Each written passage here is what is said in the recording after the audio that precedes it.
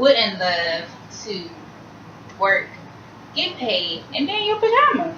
That is like the dream, at least my dream anyway. So I want to talk a little bit about telecommuting or telework, as some people call it. And what telework is basically when you are working from home, excuse me, making use of the internet, email, and telephone to do whatever your job requires you to do, whatever your employer is, whatever your daily duties are from home. Some of the advantages I think are, of course, I feel like your employees have a better morale. They're more comfortable with their commuting time. They would spend less money in transportation, whether it be on the metro, public transportation, or just plain old mileage on your vehicle. Because, a lot of people commute far. I know one person personally that commutes from Richmond to DC every day to work. And that is a good amount of mileage, let alone anything else, just mileage on your car. Not to mention the time that it takes for you to come to work and then go home.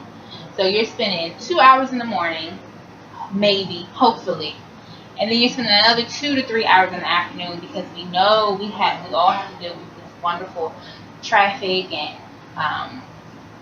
the transportation just in general is bad in and out of the city anyway. Also, when employees are at home, they're more in a relaxed state. They're more comfortable, so they may give you a better quality of work. So if I'm at home and I'm in my comfort zone, I may be more empathetic to a customer, or I may be more eager to assist somebody for an extended period of time. Sometimes our patience is tested when we're at work, because we have to deal with either a time constraint or different attitudes, or just the environment itself can be a negative environment. So you have to figure out different ways to make yourself more approachable at work. Some of the disadvantages that could come about is if you don't strategize the way that the rotation of telework is in order. You may have less people in the office on a day that you may need more people in the office. So you need to pay attention to your work patterns, the workflow, and how people are, and the way that people are utilizing the telecommute, the days to work at home, basically.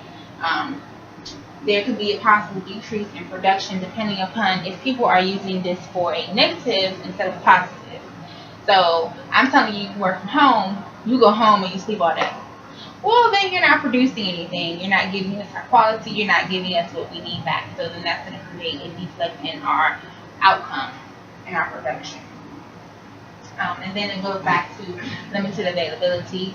As far as if you're a hands-on employee or a hands-on department where you need to deal with people one-on-one that day. So this day you may have 3 people on telework, and there's an influx and people walking in that you need to assist. Some of the benefits that come with telecommute and offering telecommute to your workers are the company can gain the title of employer of choice. So more people are more prompt to come work for your company, because they say, hey, you have this great benefit that most companies don't offer, or a lot of companies aren't comfortable offering and don't want to make available to their employees. Another thing is, of course, if you're an employer of choice, then you have a lower turnover rate. So you're looking at keeping more people in-house, not having to use your resources or your funds in training new people or teaching new people how your company works, because you're keeping your employees with you. And then, of course, the quality of employer versus employees are better, meaning you are you're more eager and excited to work and to produce and to be a part of that team or that company.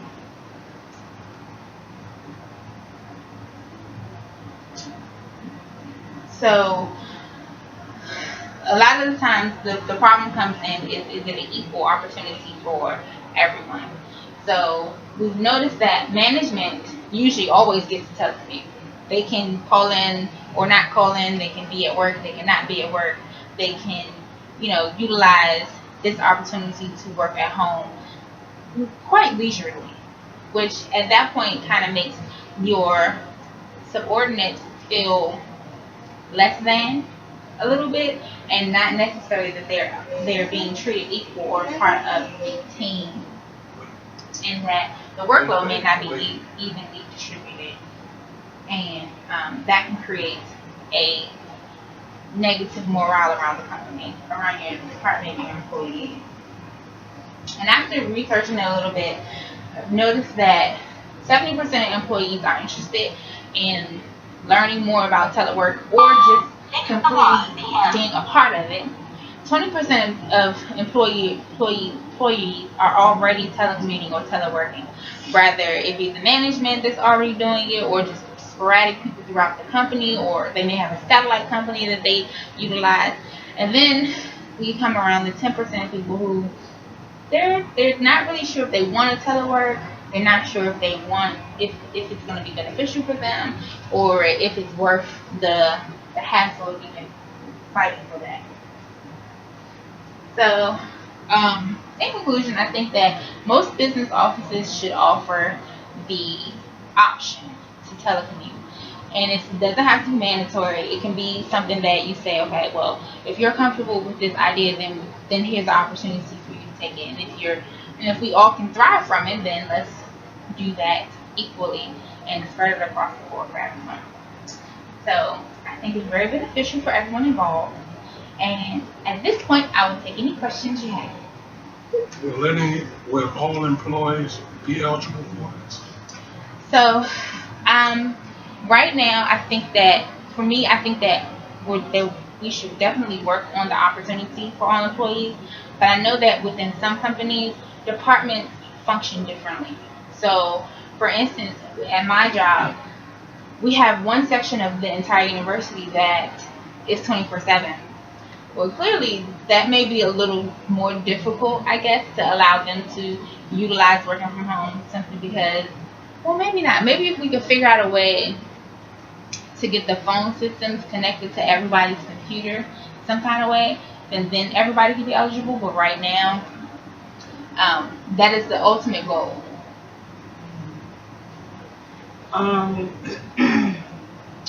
Will there be a policy set in place?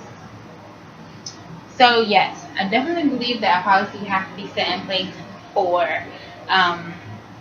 teleworking and telecommuting to work successfully. Because at some point there may be too many people trying to utilize it, or too many people interested in that, and we don't want to say it's first come first serve, because then when is the next person's turn going to happen? But it should definitely have to be incorporated into some kind of policy where we all are being able to utilize the benefit equally and distribute it fairly and friendly to everyone. Do you think it'd be best for it to be permanent, or is the position of placed in a rotation? So, in a perfect world, everybody would want to be permanent.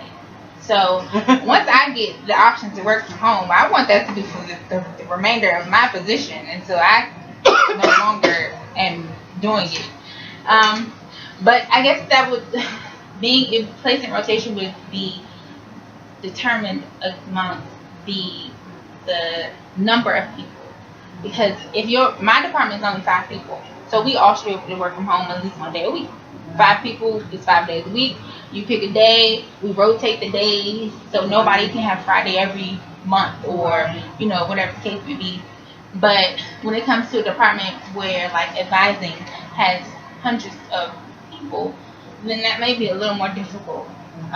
So they may have to do a rotation where maybe do it in an alphabet, or do it based on seniority, or figure out a rotation that will work where everybody can get the opportunity, but it may not be withstanding or long term.